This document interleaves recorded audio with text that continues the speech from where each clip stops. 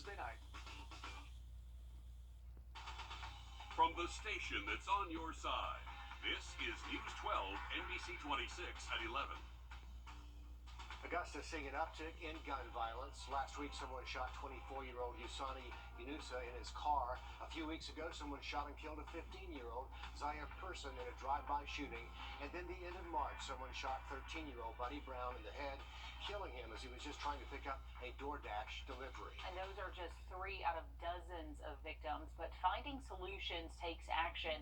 Hallie Turner spoke with a local woman who lost her 5th family member to gun violence, who refuses to sit on the sidelines and watch this problem.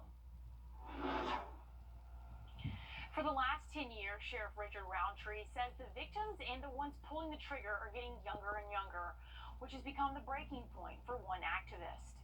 Will he come home? Will he get shot? Will he go to jail? I mean, it's so many things that I'm just afraid. And after losing 5 family members to gun violence, Renza Yarrow Bean can't help but think, is her son next? He just went to his junior prom, and I want to celebrate him becoming a man so bad.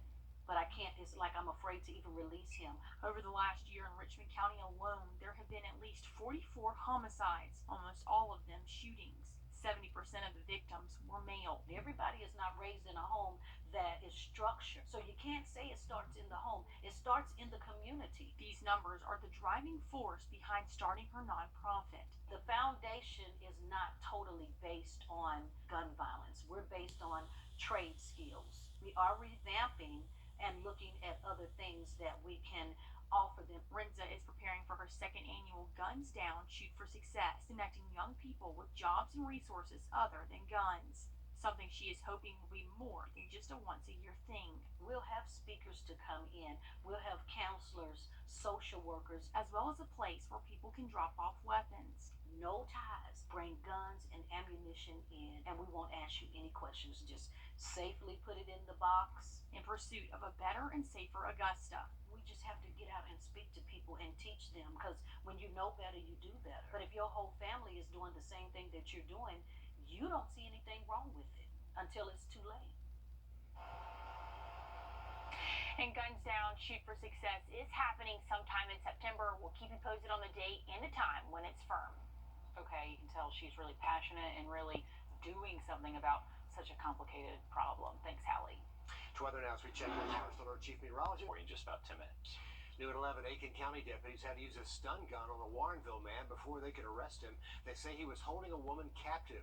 Deputies arrested Brent Hires Friday at a home on Birch Street. When they got to the home, they found Hires holding a woman with what appeared to be knife point, but deputies say the weapon ended up being a screwdriver.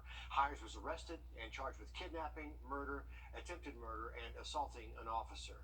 Just hours after her wedding, a woman who killed her husband was severely injured over the weekend in Charleston. It happened Friday night when a car rear-ended the golf cart.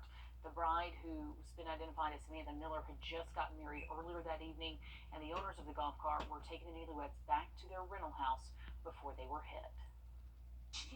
From the moment she woke up that day until she left the venue, she told Eric on the golf cart that she wanted this day to last forever. He told us that at the hospital today when we saw him. Police say they've identified and arrested the driver, who has been charged with 3 counts of DUI, causing serious bodily injury or death, and 1 count of reckless homicide. A former police officer accused of killing an Atlanta teenager and dumping the body in the woods will stay in jail until that trial. Miles Bryant denied bond this morning. A Gwinnett County judge says she believes Bryant is a danger to the community. Back in July, Susanna Morales was reported missing by her family, last seen walking from a friend's house. 7 months later, they found the body in a wooded area 20 miles away from her home. Richmond County deputy is behind bars tonight after being arrested for a domestic incident. Deputies say on Wednesday, investigator Jonathan Mathis got into a domestic dispute with his wife. On Friday, he resigned from his job, and today he turned himself in. Mathis has been charged with simple battery family violence.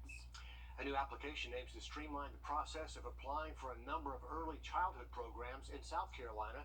First 5 South Carolina is a website that connects South Carolinians to public programs and services for kids up to 5 years old. Is instead of wondering off work. Now families can apply for all of these programs at a time that's convenient to them online, either from their home or from their local library. Officials say they hope this will help break down barriers that keep a lot of families from accessing the services they need to thrive. Grovetown Councilwoman